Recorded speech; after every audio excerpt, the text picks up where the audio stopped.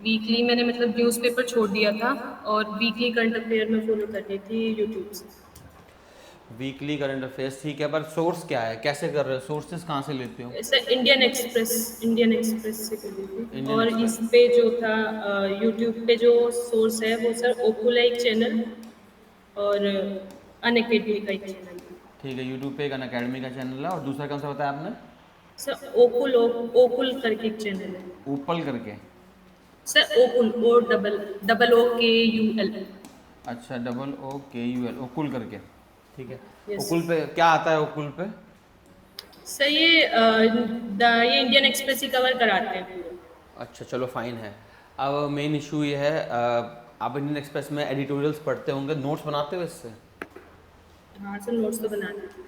Notes बनाते हो, कोई है कॉपी, मुझे दिखाओगे ज़रा? सर अभी तो नहीं है मेरे पास, मुझे जाना पड़ेगा नीचे, मैंने वो लेके नहीं आई।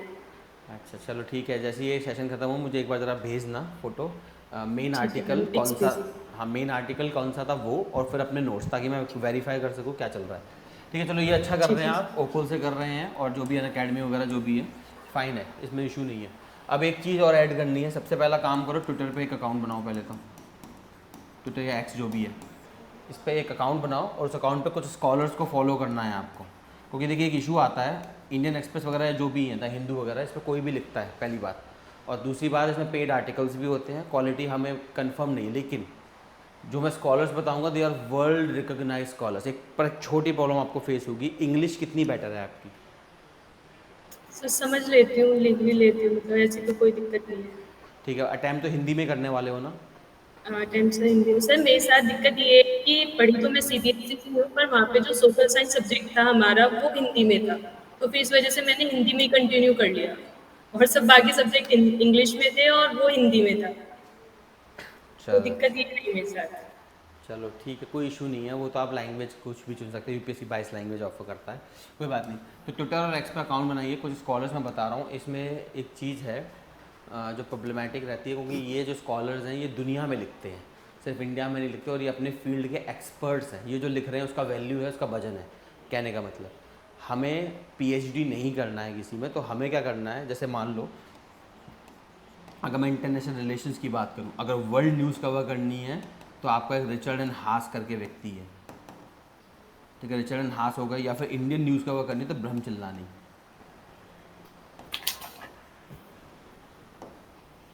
वर्ल्ड न्यूज़ के लिए रिचर्ड एंड हास, और डोमेस्टिक न्यूज़ के लिए ब्रह्म चिल्लानी हो गई। और इसमें अगर आप ऐड करना, इंडियन एक्सप्रेस हिंदू में लिखती है शायद वो सुहासनी हैदर।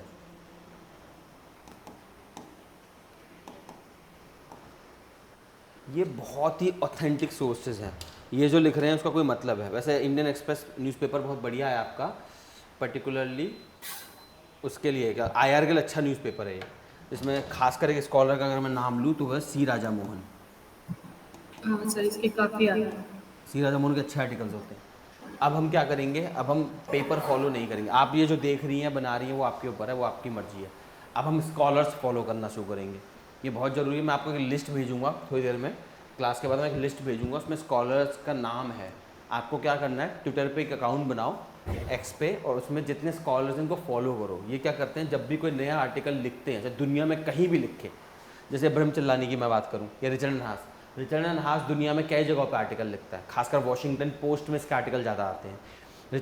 ब्रह्म चिल्लानी कभी न्यूयॉर्क टाइम्स में लिखता है तो कभी जापान टाइम्स में, और ये अपने फील्ड के सुपर एक्सपर्ट है, एक्सपर्ट भी नहीं है ये, एक्सपर्ट से भी ऊपर है। इनको दुनिया पढ़ती है, तो हमें भी इन्हें पढ़ना है, लेकिन हमें पीएचडी नहीं करना है किसी चीज़ में। तो जनरल रूल बनाना, डेली का रूल बनाना, जितने भी मैं आपको लिस्ट दूंगा ना, आप क्या करोगे, जब भी आपने कितने घंटे करंट अफेयर्स के लिए रखे हुए हैं? सर जो मैं अभी कर रही थी, मेरा तो कम से कम 1.5 से 2 घंटा जा रहा था, अब बहुत कम कर दिया। ठीक है, 2 आवर्स मान लेते हैं। अब न्यूज़पेपर पढ़ने की आदत छोड़ दो, रीज़न बिंग न्यूज़पेपर से बढ़िया हम डिजिटल टेक्नोलॉजी का फ़ायदा उठाते हैं। हाँ देखिए, फ़र्क समझिए, जो आंसर राइटिंग में हिंदी वालों के साथ क्या प्रॉब्लम हो जाता है, वो ना एक न्यूज़पेपर पे डिपेंडेंट हो जाते हैं, क्योंकि उनको और ज़्यादा सोर्सेज नहीं मिलते। इसलिए मैंने आपसे सबसे पहली चीज़ यही पूछी, लैंग्वेज का इशू। ये स्कॉलर्स अपने फील्ड के एक्सपर्ट बेशक हैं, लेकिन ये इंग्लिश में लिखते हैं। ठीक है, और इनका सुपर ऑथेंटिक आर्टिकल्स, अगर ये कुछ बोल रहे हैं तो उसके क्या ही मतलब होते हैं। ठीक है, ये सबसे बड़ी बात है। अब हम एक न्यूज़पेपर पे डिपेंडेंस नहीं रखेंगे, हम क्या करेंगे, स्कॉलर पे डिपेंडेंस रखेंगे, हर फील्ड के हम 2-3 स्कॉलर पिक कर लेंगे और डेली मैं मानूँ लगभग 3 से 4 आर्टिकल बन ही जाते हैं। अब आप सोचें कि मुझे इनका न्यूज़ एनालिसिस अनअकैडमी किसी पे मिल जाए, किसी पे नहीं मिलेगा। सिंपल सा रीज़न है, ये लोग भी बड़े लिमिटेड काम करते हैं। अनअकैडमी क्या होगा, जो भी होगा, मेरे ख्याल में न्यूज़पेपर एनालिसिस करवाते होंगे, ज़्यादा मुझे समझ में आती है बात। हम न्यूज़पेपर को फॉलो नहीं करेंगे, अब से हम स्कॉलर्स फॉलो करेंगे और स्कॉलर्स के थ्रू टॉपिक्स फॉलो करेंगे, ये बहुत ज़रूरी है। पर हाँ, एक बार को आप ये देखते रहिए, ऐसा कोई इशू नहीं है, ऐसे देखने में देख सकते हैं, उसमें कोई इशू नहीं है। लेकिन हमें स्कॉलर फॉलो करने हैं, डेली कम से कम 3 से 4 आर्टिकल होंगे और सबसे हमें क्या करना है, मुश्किल से 3 से 4 पॉइंट ही निकालने हैं, ज़्यादा नहीं। लेकिन कैसे निकालना है, जैसे मान लेते हैं ब्रह्मचिल्लानी का आर्टिकल आपने पढ़ा इंडिया चाइना रिलेशन पे, तो सबसे पहले इसका नाम लिखोगे आप। नाम बहुत ज़रूरी है स्कॉलर का। जब भी आप कोई न्यूज़पेपर पढ़ते हैं, एडिटोरियल पढ़ते हैं, बिना नाम के कुछ नहीं करना। पहले स्कॉलर का नाम पिक कीजिए, फिर उस आर्टिकल में ज़्यादा से ज़्यादा 3 से 4 पॉइंट, ये मैक्सिमम रखना है आपको, 4 पॉइंट से ज़्यादा नहीं चाहिए हमें। मान लेते उसने 8 पॉइंट उसमें लिखे हैं, तो उनमें से जो 4 सबसे रेलिवेंट है उन्हें रखो, बाकी को फेंक दो। इसका रीज़न ये है, यूपीएससी जो क्वेश्चन पूछता है ना, थोड़े जर्नलिस्टिक नेचर के होते हैं। इवन ऑप्शनल में भी अगर आप घुस जाएँ तो भी जर्नलिस्टिक नेचर जाता नहीं है यूपीएससी का। पीएचडी टाइप के स्पेशलाइज सवाल नहीं पूछता है यूपीएससी। तो उस केस में हम कोशिश करेंगे कि जब भी हम आंसर लिखेंगे, हम स्कॉलर का नाम लेंगे और 1 या 2 पॉइंट इस्तेमाल होते हैं आंसर में। डायरेक्ट स्कॉलर पे क्वेश्चन नहीं आता है, लेकिन जो एक कंटेंट लिख रहे हैं उस पर क्वेश्चन आता है। तब से हमें क्या हैबिट बनानी है, स्कॉलर्स को फॉलो करना है। एक ऐसा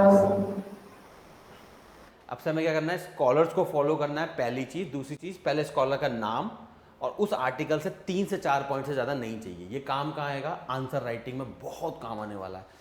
आंसर राइटिंग में जब आप कई बच्चों को उसी क्वेश्चन में 5 मार्क्स मिलते हैं जिसमें दूसरे को 10 मार्क्स मिल जाते हैं, तो वो फ़र्क कहाँ से आता है, वो फ़र्क यहाँ से आता है। इतना समझ में आया, ठीक है।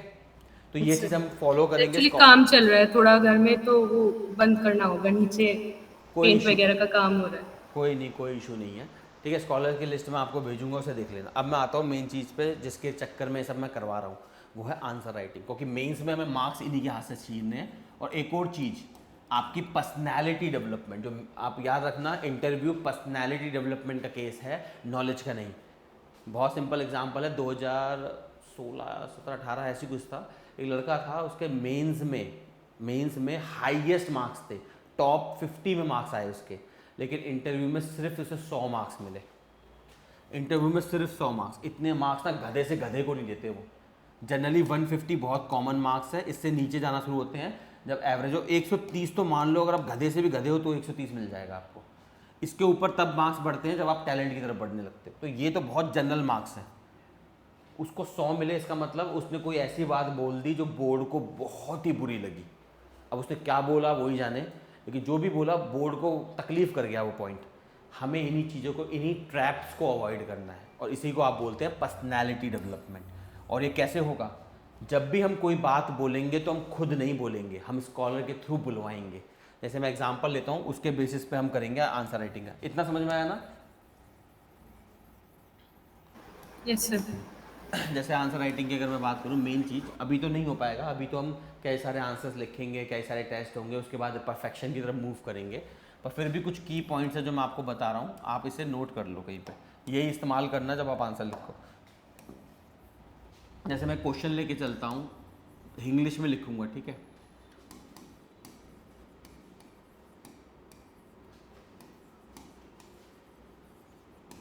क्या भारत एक सॉफ्ट स्टेट है, व्याख्या या एनालिसिस जो भी है कीजिए।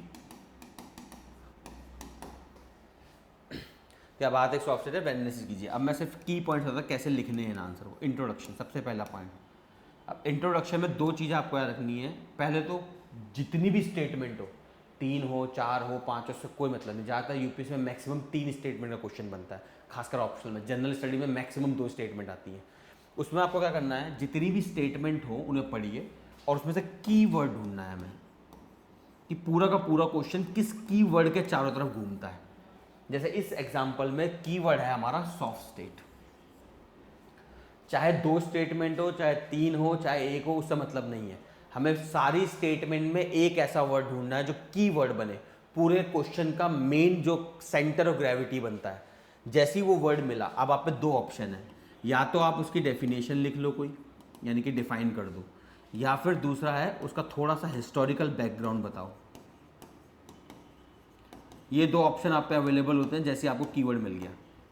अगर वो डिफाइनेबल कॉन्सेप्ट है, मतलब जिसकी डेफिनेशन परिभाषा लिखी जा सकती है, तो उसकी परिभाषा ही लिख दो। जैसे इस केस में सॉफ्ट स्टेट एक डिफाइनेबल कॉन्सेप्ट है।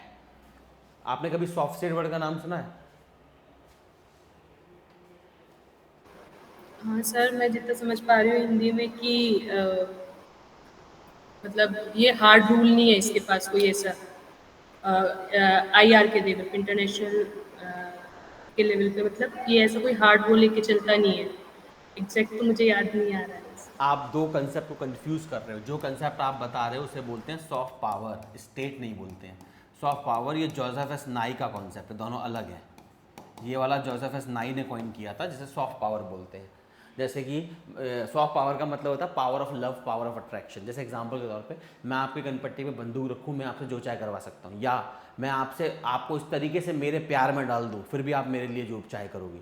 क्या होता है ना, किसी जैसे फॉर एग्जाम्पल पेरेंट्स, मान लेते हैं हम प्रधानमंत्री बन गए, प्रधानमंत्री जेड क्लास सिक्योरिटी, तब भी हमारी माँ आएगी और थप्पड़ लगा देगी और हमारी जेड क्लास सिक्योरिटी भी हमें नहीं बचा सकती। रीज़न सिंपल सा है, क्योंकि सॉफ्ट पावर माँ की बहुत ज़्यादा है। फिजिकली फॉर एग्जांपल बच्चा माँ से बहुत ताकतवर होगा, आप लड़के हो, आप जिम जाते हो, फूक बॉडी है, आप पे हार्ड पावर। हार्ड पावर का मतलब होता है कोर्सिव पावर, कनपट्टी पे बंदूक रख दी, पैसा दे दिया, ये मानी जाती है हार्ड पावर्स।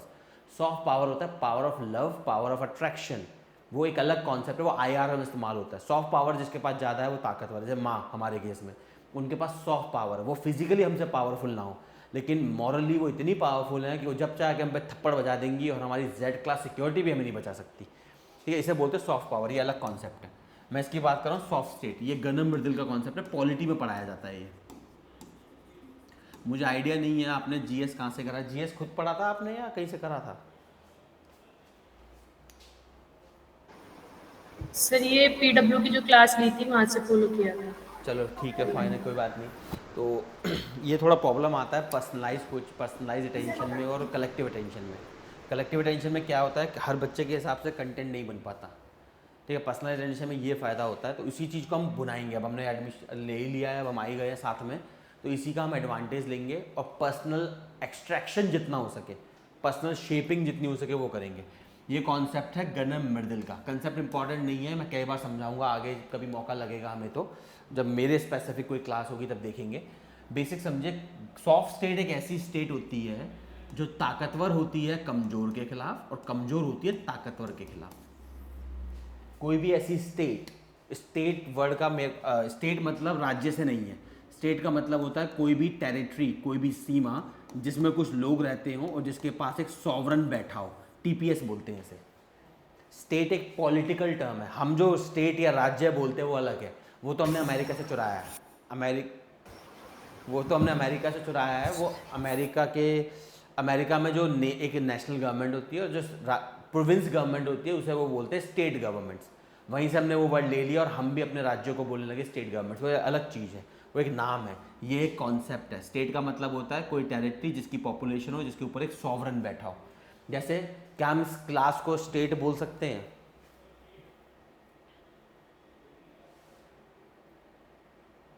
सॉरी सर, क्या हम इस क्लास को स्टेट बोल सकते हैं डेफिनेशन के हिसाब से? नहीं हो पाया। आपने क्या क्वेश्चन है? स्टेट वर्ड समझ में आया ना, मतलब क्या है इसका? टेरिटरी जिसमें कुछ लोग हाँ सर, रहते हैं। हाँ, हाँ सर, मुझे स्टेट का मीनिंग समझ आया। तो क्या हम इस क्लास को स्टेट बोल सकते हैं? नहीं सर। क्या नहीं है हमारे पास इन तीनों में से? इन तीनों में से हमारे पास सॉवरन नहीं है। टेरिटरी है, बिल्कुल है, यहाँ पे टेरिटरी चाहे वर्चुअली सही पर टेरिटरी है, पॉपुलेशन है बिल्कुल, हम 2 लोग यहाँ पे मौजूद हैं। सॉवरन नहीं है। सॉवरन का मतलब सुप्रीम पावर, सर्वोपरि पावर नहीं है हमारे पास, कोई सरकार नहीं बैठी हमारे सर पे, तो ये स्टेट नहीं बनता। अंटार्कटिका के पास टेरिटरी है, ना आबादी है, ना सरकार है, तो वो भी स्टेट नहीं बनता। स्टेट के लिए 3 चीज़ें ज़रूरी है, एक तो टेरिटरी होनी चाहिए, उसके अंदर लोग रहने चाहिए, और तीसरा कोई ना कोई सरकार होनी चाहिए उसके पास, सॉवरन, वो कहलाता है स्टेट। ठीक है, अब सॉफ्ट स्टेट क्या होती है? एक ऐसी टेरिटरी जिसके पास पॉपुलेशन है, सॉवरन है, एक ऐसी स्टेट जो ताकतवर है कमज़ोर के खिलाफ, कमज़ोर है ताकतवर के खिलाफ। बहुत अच्छा एग्जाम्पल लेना है इंडिया। ये कंसेप्ट गनर मृदुल ने इंडिया के लिए ही बनाया था। उसने कहा था इंडिया एक सॉफ्ट स्टेट है। क्यों? यहाँ पे कानून ना मानना बहुत आसान होता है।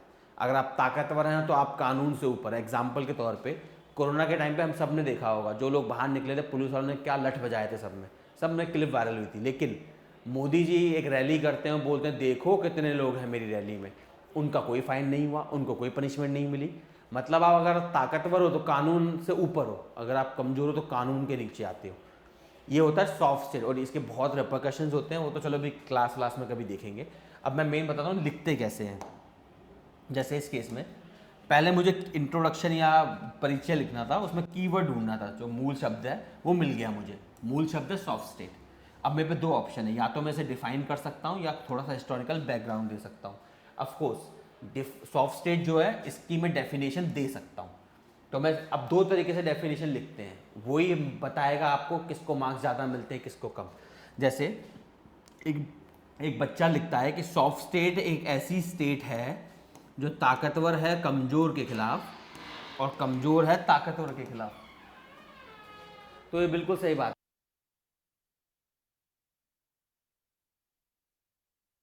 करते हैं, जो ताकतवर है कमज़ोर के खिलाफ, कमज़ोर है ताकतवर के खिलाफ। बिल्कुल सही बोला उसने, तो उसे मार्क्स मिलने चाहिए। पर अगर मैं चेक करूं तो मैं इसे 1 मार्क्स दूंगा। लेकिन यही कोई दूसरा बच्चा आता है, वो कहता है जैसा गनर मृदुल ने कहा है, सॉफ्ट स्टेट एक ऐसी स्टेट है जो ताकतवर है कमजोर के खिलाफ, कमजोर है ताकतवर के खिलाफ। इसको 2 मार्क्स मिलेंगे।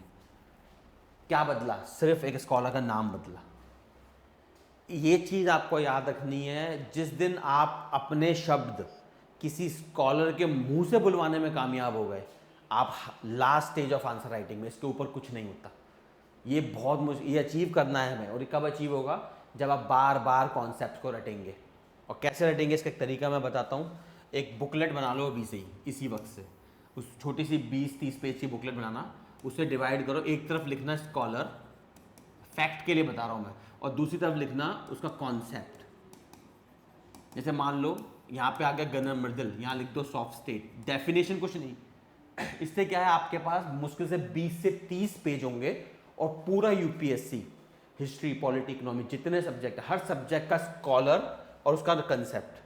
या कोई फैक्ट लिखना है तो आर्टिकल 14 क्या आता है इसमें, रूल ऑफ लॉ है, प्रिंसिपल ऑफ नेचुरल जस्टिस है, ये सारे यहाँ लिखे हुए हैं। ये आप मान लो आपके पास एक हैंड बुक होगी, मुश्किल से 20 पेज की बनती है। ये सारे सब्जेक्ट मिला के बता रहा हूँ और तुरंत अवेलेबल है। कुछ रिवाइज करना है 2 सेकंड में रिवाइज हो जाएगा सारा का सारा। ये अभी से बनाना शुरू कर दो, क्योंकि बाद में बड़ा मुश्किल होता है। रिवीजन के लिए मैं बता रहा हूँ, ये बहुत हैंडी आने वाला है। तो जब भी कोई नया कंसेप्ट, कोई नया स्कॉलर मिले, उसका नाम और उसने क्या कॉइन किया है वो उसके साथ में लिख लो। ऐसे ही बनाना है सबका। या कोई रिपोर्ट मिले, जैसे मान लो इकोनॉमिक सर्विस 2016-17, इसने एक टर्म बताई थी जिसे बोलते हैं एग्जिट, जिसे बोलते हैं एग्जिट बाय लिबरल एंट्री। ये टर्म समझाने में काम आती है प्राइवेटाइजेशन को। भारत में बेरोजगारी इतनी ज़्यादा क्यों है, वो इस टर्म से समझ में आती है। क्या है ये, कभी मौका लगेगा तो मैं समझा दूंगा। पॉइंट ये नहीं है, पॉइंट ये है, मैं भी भूल सकता हूँ कई बार कि ये टर्म, देखो कंसेप्ट हमें याद रहता है पर हम भूल जाते हैं हमने पढ़ा कहाँ है। वो हमें याद रखना है, क्योंकि आंसर में हमें वही चीज़ तो लिखनी है। अगर मैं प्राइवेटाइजेशन पे क्वेश्चन लिख रहा हूँ या अनएम्प्लॉयमेंट पे क्वेश्चन लिख रहा हूँ GS 3 में, तो मैं वहाँ क्या लिखूंगा? जैसा इकोनॉमिक सर्वे ने 2016-17 में बोला था कि सरकार को अगर निजीकरण करना है तो उसका एक तरीका है एग्जिट बाय लिबरल एंट्री। ये वर्ड लिखते ही जो भी बंदा चेक कर रहा है वो आपको एक्स्ट्रा मार्क्स देके जाएगा, किसी भी कीमत पे देके जाएगा। ठीक है, ये पॉइंट आपको याद रखना है। तो यही मैं बॉडी में जल्दी से आपको पॉइंट बता देता हूँ। तो पहला पॉइंट, कम से कम कोशिश करो एक स्कॉलर तो एक आंसर में लिखो ही लिखो। स्कॉलर नहीं लिख सकते तो किसी रिपोर्ट का रेफरेंस दो। रिपोर्ट, ये 2 चीज़ें जरूर होनी चाहिए, या तो स्कॉलर हो या फिर रिपोर्ट का रेफरेंस हो। प्रेफर दोनों ही प्रेफरेबल है, वैसे ये ज़्यादा प्रेफर किया जाता है। अगर किसी स्कॉलर का आप नाम दे पाए, उसके मुंह से आपने बुलवा लिया जो आप बुलवाना चाहते हैं, बोलेगा वो वही जो आप बोल रहे हैं, लेकिन उसके मुंह से बुलवानी है हमें वो बात, और ये बात बुलाने के एक्स्ट्रा मार्क्स हमेशा मिलते। दूसरा, कोशिश करो कि एग्जाम्पल दो अपने आंसर में, और एग्जाम्पल कहाँ से उठाने, कोशिश करना करंट अफेयर्स के एग्जाम्पल उठाओ। जैसे अभी मैं आपको कुछ समझा रहा था सॉफ्ट स्टेट, तो उसमें सॉफ्ट स्टेट समझाने के लिए मैं एग्जाम्पल लूँगा तो रियल लाइफ लो, करंट अफेयर से। हो सकता है आपने कोई नॉवल पढ़ा, उसमें से एग्जाम्पल उठा लिया, कोई आर्टिकल पढ़ा इंडियन एक्सप्रेस में, उसमें से उठा लिया। क्या गारंटी है मैंने भी पढ़ा होगा? एक चीज़ याद रखना, जीएस के पेपर कोई भी प्रोफेसर चेक करता है, ऑप्शनल के पेपर आपका खुद का प्रोफेसर चेक करेगा। अगर आप हिस्ट्री ऑप्शनल के तो हिस्ट्री के प्रोफेसर चेक करेंगे, पॉलिटिकल साइंस का ऑप्शनल तो पॉलिटिकल साइंस के। जीएस के पेपर जनरल होते हैं, कोई भी प्रोफेसर चेक करता है। तो ये गारंटी नहीं है कि आपको वो एग्जाम्पल पता है हिस्ट्री की बुक से। हो सकता है चेक करने वाला इकोनॉमिक्स का प्रोफेसर हो, क्या पता उसे नहीं पता है वो एग्जाम्पल। तो जिस तरीके से आप उस एग्जाम्पल को फील कर पा रही हैं वो नहीं कर पाएगा, और ये हमें अवॉइड करना है। तो बेस्ट तरीका रहता है एग्जाम्पल इस्तेमाल करो, कोशिश ये करो कि एग्जाम्पल करंट अफेयर से उठाओ, क्योंकि करंट अफेयर जनरली सबको पता होता है। और पॉपुलर एग्जाम्पल, जैसे अगर मान लो मैं एथिक्स का आंसर लिख रहा हूँ अब्यूज ऑफ पावर में, तो मैं इसमें किसका एग्जाम्पल ले सकता हूँ? पूजा खेदकर, जो ये पुणे वाला केस है, कितना पॉपुलर केस है, इसको मैं एग्जाम्पल में लिखूंगा। इससे फ़ायदा ये होगा कि ये एग्जाम्पल गारंटीड सबको पता होगा, और उनको अच्छा लगेगा कि आप रियल लाइफ में नॉलेज को लगा पाए। ठीक है, तो ये 2 पॉइंट हमेशा याद रखना। बॉडी में स्कॉलर का इस्तेमाल करो, कोई रिपोर्ट का रेफरेंस इस्तेमाल करो, और ये याद कैसे रखना है? इस तरीके से एक बुकलेट बना लो इस याद रखने के लिए। दूसरा एग्जाम्पल। तीसरा, क्वेश्चंस में डायमेंशंस बढ़ाओ अपने आंसर में। जितनी ज़्यादा डायमेंशन उतना बढ़िया आंसर। एस्से में भी ये सारे रूल एस्से में एज इट इज़ लगते हैं। जितनी ज़्यादा डायमेंशन उतना बढ़िया आंसर आपका बता। डायमेंशन का मतलब, अगर क्वेश्चन पॉलिटी का है तो इसका मतलब ये नहीं है कि उसकी कोई इकोनॉमिक डायमेंशन आप नहीं लिख सकते। आपको एक कॉम्प्रिहेंसिव पिक्चर देनी है, जितनी ज़्यादा डायमेंशन हो उतनी ज़्यादा ऐड करो। Women security, child nutrition, polity, economy, एक कॉम्प्रिहेंसिव आंसर बनाओ। जितना बना सकते हो बनाओ। डायमेंशन बढ़ाओगे उतने ही ज़्यादा मार्क्स मिलते हैं। कई बच्चे पूरा आंसर लिखते हैं, पूरा पेज भरते हैं, फिर भी उन्हें मार्क्स नहीं मिलते। क्यों? क्योंकि वो डायमेंशंस नहीं बढ़ा पाए। एक ही चीज़ को बार बार अलग अलग शब्दों में एक्सप्लेन कर रहे हैं, नहीं भाई। और एक चीज़ आपने एक बार लिख दी, ये है आपका नेक्स्ट पॉइंट। एक पॉइंट एक बार लिखना है, ये गलती मत करना बार बार रिपीट करने की। मैंने बहुत आंसर देखे हैं, बच्चों ने एक पॉइंट लिखा ऊपर, वो सोचते हैं टीचर बेवकूफ़ है, फिर बाद में जाके दूसरी भाषा में सेम पॉइंट लिखते हैं। टीचर बेवकूफ़ नहीं है, और यहाँ पे जो चेक कर रहा है वो आपको सिलेक्शन दिलाने वाला है। उसे अगर बुरा लग गया, उसे लगा कि तुम उसे बेवकूफ़ समझते हो, तो वो तुम्हें बेवकूफ़ बना देगा। ये गलती हमें नहीं करनी है। तो एक बार एक पॉइंट लिख दिया, उसे दोबारा रिपीट नहीं करना पूरे आंसर में। कंटेंट नहीं है तो छोटा लिखो चलेगा, लेकिन रिपीटिशन ऑफ पॉइंट्स नहीं होना चाहिए। ये इवैल्यूएटर्स को बहुत बुरा लगता है कि बच्चा हमें बिल्कुल समझता, कुछ भी लिखे जा रहा है। ये पॉइंट हमें नहीं करना है, ठीक है। उसके अलावा जितने पार्ट्स हैं, हर पार्ट्स को इक्वली एड्रेस करना है, ये बहुत ज़रूरी है। इक्वल एड्रेस का मतलब, जैसे मान लो मेरे पे 2 पार्ट का क्वेश्चन है, तो बच्चे क्या करते हैं, पहले पार्ट को इतना एक्सप्लेन कर देते हैं कि दूसरे पार्ट को एक पैराग्राफ में ख़त्म। भाई वो बेवकूफ़ है, उसने 2 पार्ट पूछे, वो एक ही पार्ट पूछ लेता। अगर ऐसा आंसर चाहिए होता उसे, तो उसने 2 पार्ट किसी वजह से पूछे ना। तो आंसर ऐसा लिखो कि पहले पार्ट को भी उतना ही स्पेस मिलना चाहिए जितना दूसरे पार्ट को। इनजस्टिस किसी के साथ नहीं। अगर पहले पार्ट को आपने एक पेज दिया है तो दूसरे पार्ट को एक पेज दो। इस तरीके से हमें आंसर को स्ट्रक्चर करना है कि किसी भी पार्ट के साथ इनजस्टिस ना हो, प्रॉपर हर पार्ट को एड्रेस किया जाए। और ये कई बार होता है फ्लो में हम बह जाते हैं, तो पहला पार्ट लिखने बैठे, पता लगा पहला पार्ट इतना लिख दिया, दूसरे पार्ट के लिए जगह नहीं बची, फिर जरा जरा से हमें एक एक पैराग्राफ लिख के हम खत्म करते हैं। नहीं करना है। इस तरीके से आंसर को एड्रेस करो कि सारे पार्ट हो। तो ये कुछ की पॉइंट्स हैं जिन्हें हमें याद रखना है।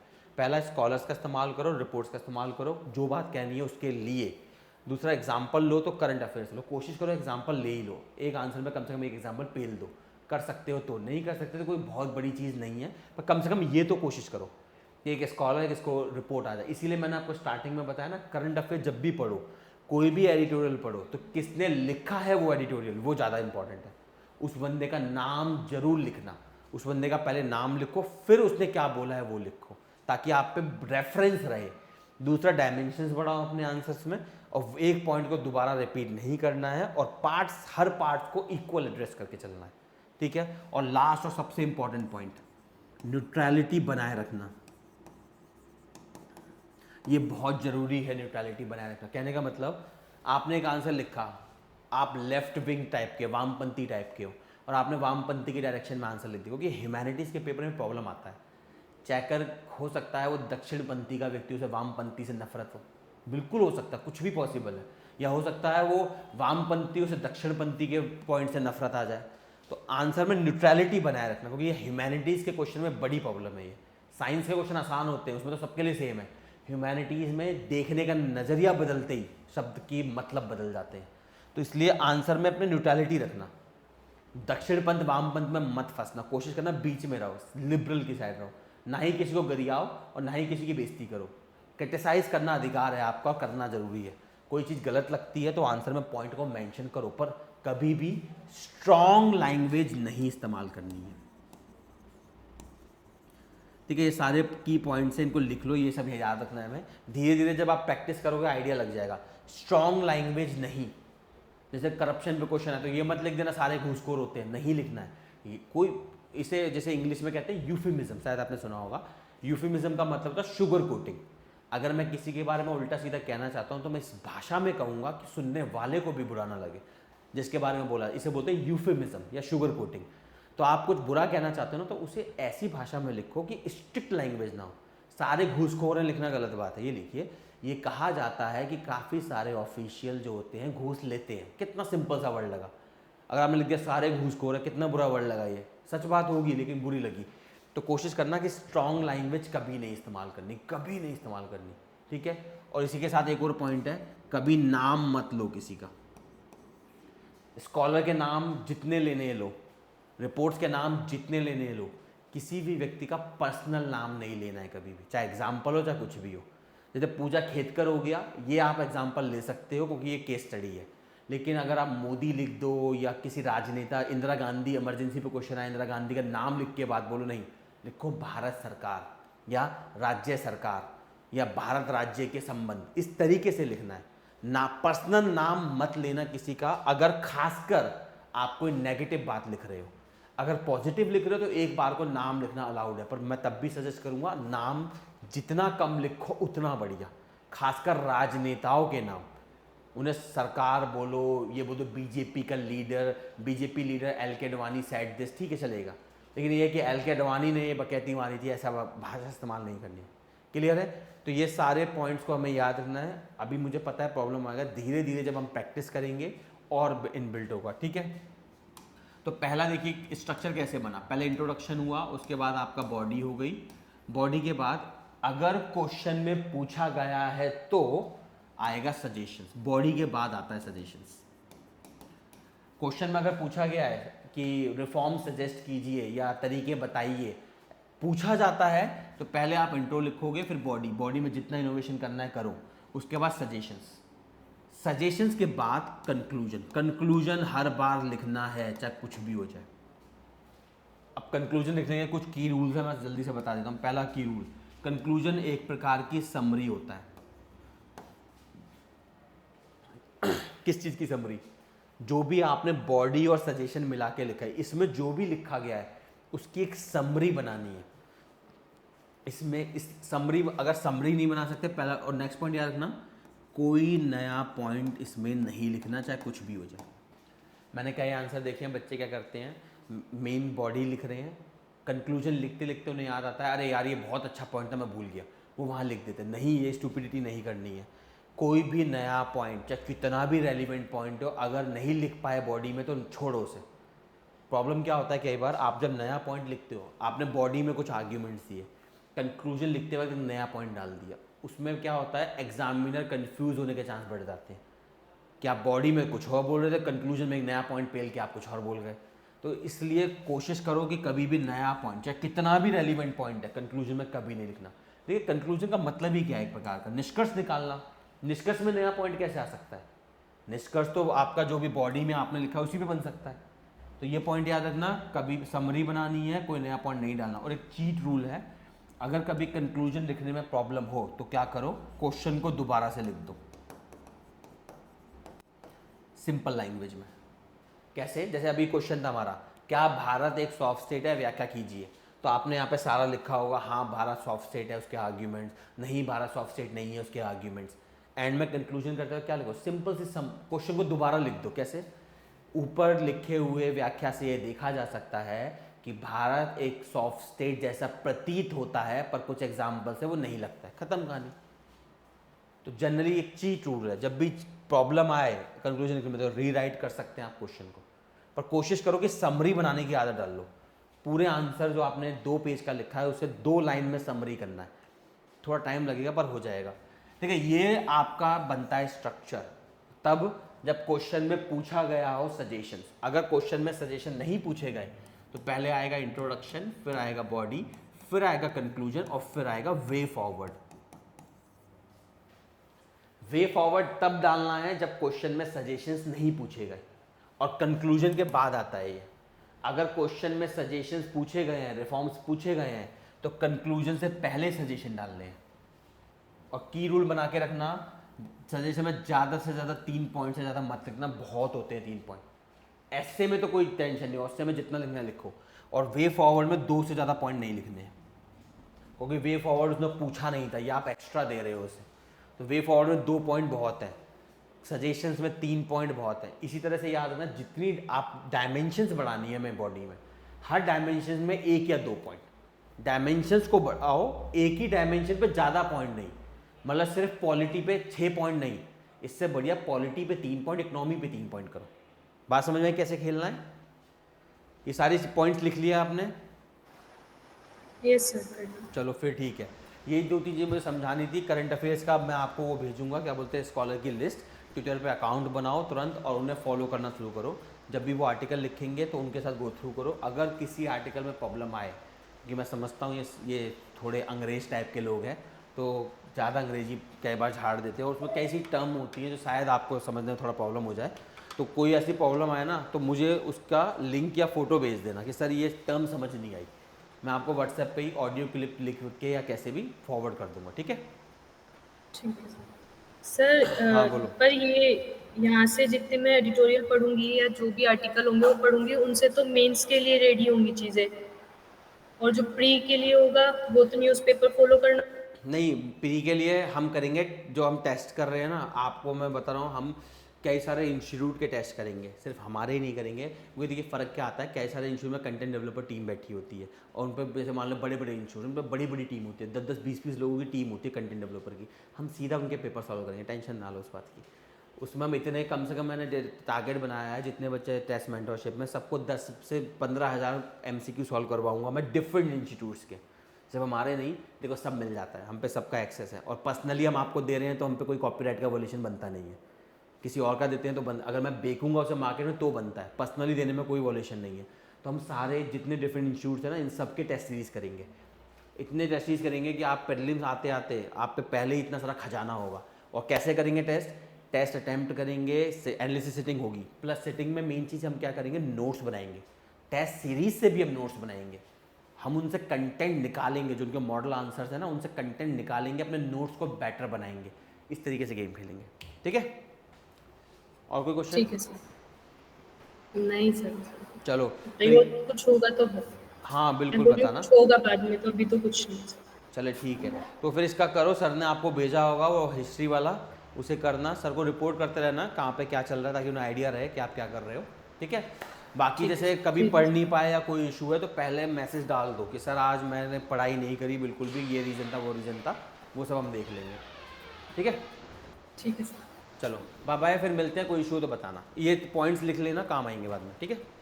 ठीक है सर, कर लिए नोट डाउन। ठीक है, चलो bye bye. Thank you sir. Thank you sir.